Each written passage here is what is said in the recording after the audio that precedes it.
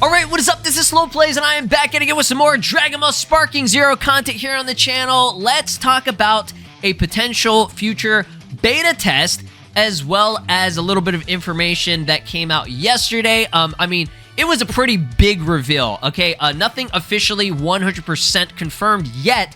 However, you guys probably saw from the video that I did make. According to data miner Sergio, they actually found on the official Bandai Namco website within the code, okay, I think if you go into like the source code or whatever, he had a little video on it where he showed that there were a bunch of different video games, okay, by Bandai Namco, published by them, that had actual release dates stated on there, okay?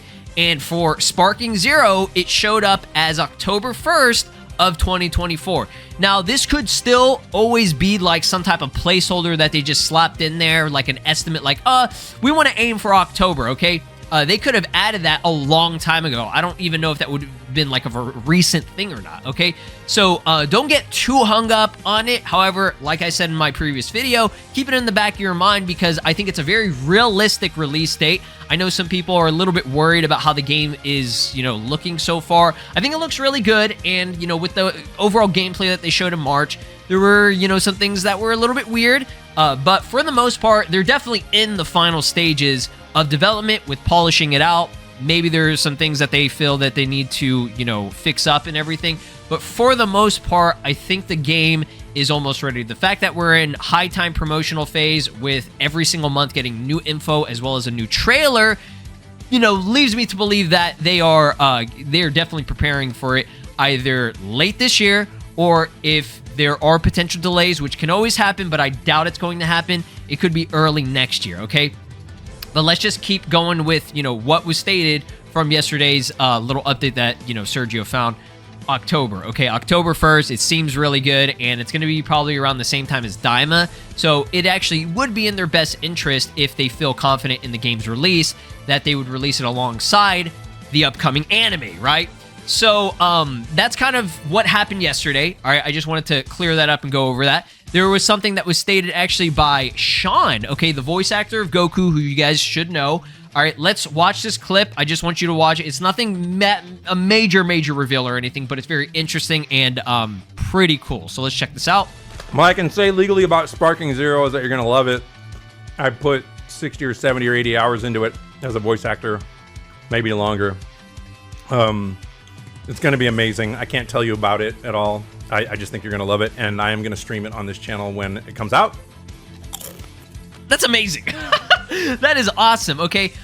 He stated that he put over 60 to 80 hours worth of voice acting work into this game alone. This is just him, okay? Obviously, he's probably going to have the most voice lines. Maybe, you know, Chris probably also has a ton of voice lines because he's also doing Vegeta, Yamcha, you know, a lot of characters. They both do the most amount of characters, okay? So this game obviously is going to have a huge roster. This leads me to believe that the story mode is going to be pretty massive as well, because that's where a lot of the dialogue is going to come in, is mainly the story mode, because it's just like full-on, constant back and forth, you know, dialogue between characters and interactions, special quotes, you know what I'm saying? Like Fighters alone and like Xenoverse 2, those games had a ton of voice acting, okay? And because this is getting that English dub, it's going to have so many lines, and I cannot wait to hear the interactions. But 60 to 80 hours of work. He's, you know, real confident in the game so far from what he's saying that we're going to love it. I had no doubts that we were, you know, going to love it. I know we're going to love the game. However, like I said, there's always that, you know, little bit of a worry about the game being fully 100% polished, okay? There will be little issues, maybe here and there, but I just hope that there aren't, like, major glitches or any wonky animations. I'm not saying that's the case. I'm just saying, like, you know, from what we've seen so far, everything looks really solid, okay? But I just wanted to play that clip for y'all because I thought it was really cool and interesting. Shout out to Rolo932 for clipping this from his stream directly, and he's actually going to live stream the game himself when it does drop, so definitely tune into his stuff, okay? So let's talk about beta stuff, okay? Again, this isn't, you know, official. This is just a screen that I made here, so before anybody's like, oh, it's official confirmed. No, I do think there will be a beta or some type of demo, okay? A beta and a demo are kind of the same thing. The beta test is not something that, you know, you can play anytime you want. It's going to be a very set, period. For those of you that have followed a lot of the Dragon Ball games or any video game in general, they usually do beta tests for games that are going to have online, okay? And this game is going to have a really big online PvP scene, okay?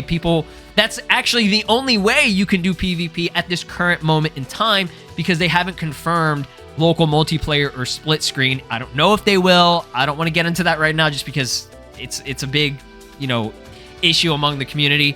However, I'm going to bring up the history of different beta tests when they took place before the release of the actual game itself. Xenoverse 1 being the first one. I think there was a Raging Blast beta test. I could be wrong about that, but that game had online and everything, and I wasn't really following that game at the time. I was really starting to follow these games and their betas and everything during the time of Xenoverse 1's, Xenoverse 1 kind of, releasing and everything. So they had their participation network test, okay, on October 4th, I believe, of 2014. The game released in February of 2015, okay?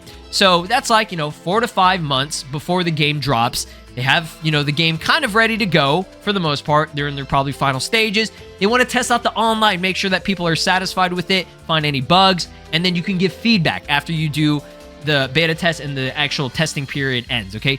Usually it'll be like on a weekend, or maybe they'll do like 1 week worths of it, okay? And, it's just a very short period to try out the game, right? Now, Xenoverse 2 was a little bit different, okay? They started theirs, the closed one, okay? Again, I don't know if this was a closed or an open one. I think this was open for most people, but usually nowadays they're doing a closed beta test and then they do an open beta test, okay? The closed one being they send out a bunch of codes to, random people or content creators, okay? And it's just those people who got the codes could do it, okay? Now, the open beta test is something that anybody can go on the store and download to try out, okay? That's usually how they do it, or, maybe they'll do some type of code thing. Usually not. It's usually something, like I said, it's open, okay? Anybody can try it out.